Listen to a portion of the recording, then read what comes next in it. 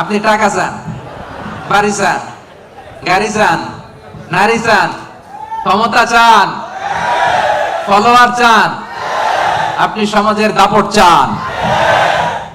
কিন্তু ক্যান্সারে আক্রান্ত ব্যক্তির কাছে যে জিজ্ঞেস করেন ভাই তুমি কি চাও, কি বলবে? যে বেঁচে থেকে, সুখে থেকে, শান্তিতে থেকে আল্লাহ তাআলার দয়া তো নাজ নেয়ামত পেয়েও আমি কমপ্লেইন করি, অভিযোগ করি, আল্লাহ আমার এটা নাই, ওইটা নাই, এটা চাই, ওইটা চাই। কিন্তু ক্যান্সারে আক্রান্ত রোগী কিচ্ছু চায় না, ও শুধু বাঁচতে চায়। তার মানে আপনি যে অবস্থানে থেকে অসুখী, এই অবস্থানে আসাটা অনেকের কাছে স্বপ্ন।